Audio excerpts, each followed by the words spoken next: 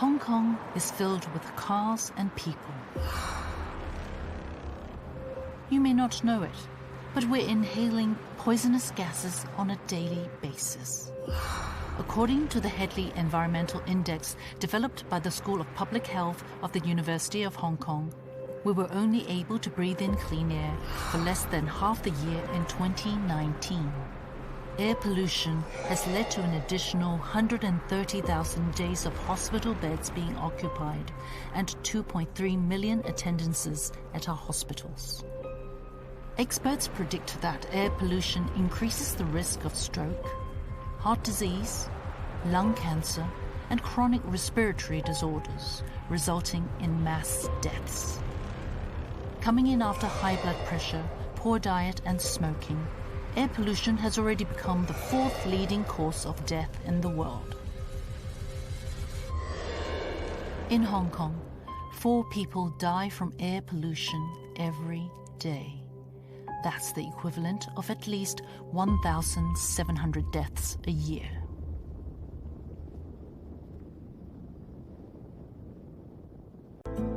The WHO released its list of top 10 threats to global health in 2019.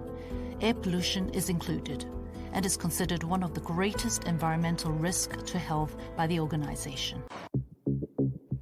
Introduced by the Environmental Protection Department, EPD, in 2013, the Air Quality Health Index, AQHI, uses the concentration levels of pollutants such as nitrogen dioxide, sulfur dioxide, ozone, particulate matter PM10 and PM2.5, recorded at the monitoring stations to predict the short-term health risks to citizens.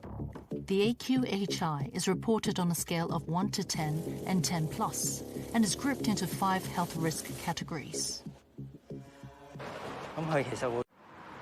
However, both roadside and general monitoring stations only measure the air quality near ground level.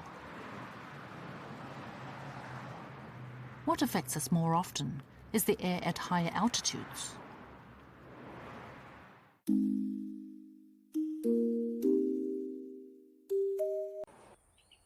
To monitor the air quality at high altitudes, it's necessary to use a LiDAR to make vertical measurements.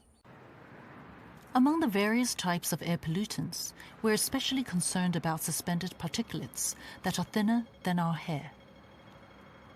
The suspended particulates that we speak of are the particles drifting in the air that are so tiny that they may even be invisible to the eye. Apart from suspended particulates, another common pollutant is ozone. In addition to pollution by local contaminants, sometimes on the eve of a typhoon, the subsidence at a storm's outer circulation can affect convective activity in the atmosphere, making it easier for suspended particulates to accumulate at ground level, thereby causing a severe case of haze.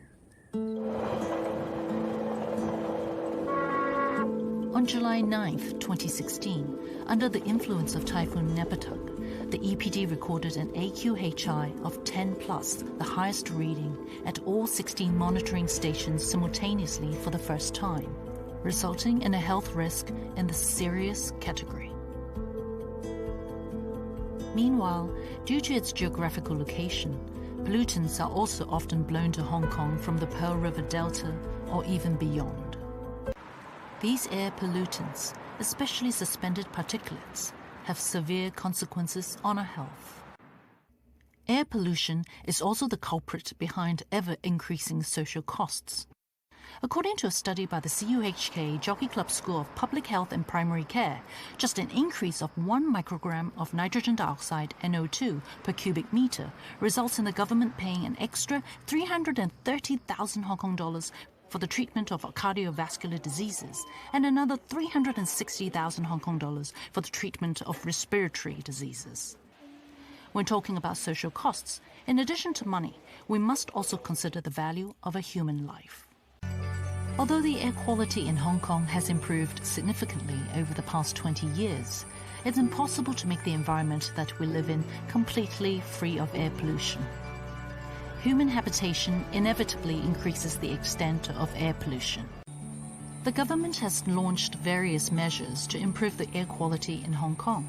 For example, encouraging citizens to use renewable energy, tightening the restrictions on pollutant emissions by power plants, requiring all vessels within Hong Kong waters to use compliant fuel, encouraging the application of green architecture, such as putting more thought into ways of using natural light to conserve energy and improve the environment, as well as planting more trees on our streets.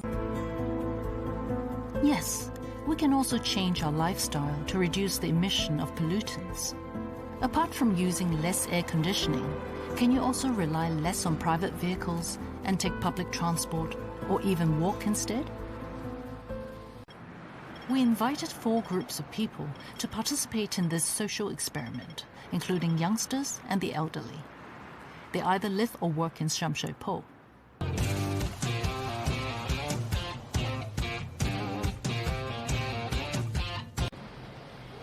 We chose a location in Sham Shui Po and measured the air quality along their route to work.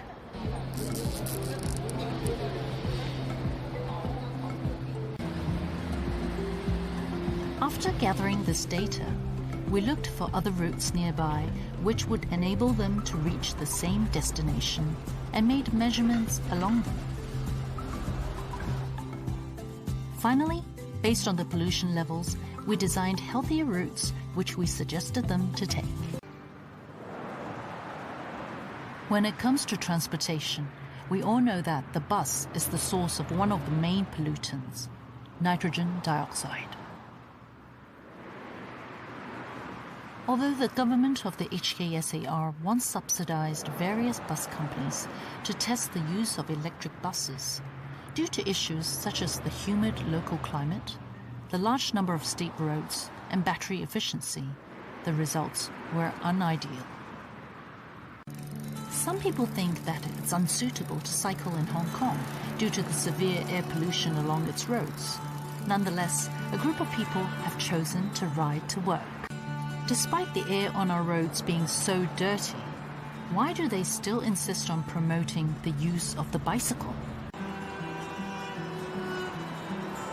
To solve the problem of air pollution, there are still many things that we need to do.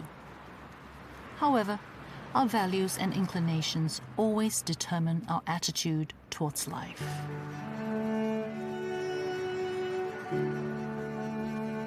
Health often takes a back seat when it comes to our priorities. Isn't this something worth contemplating?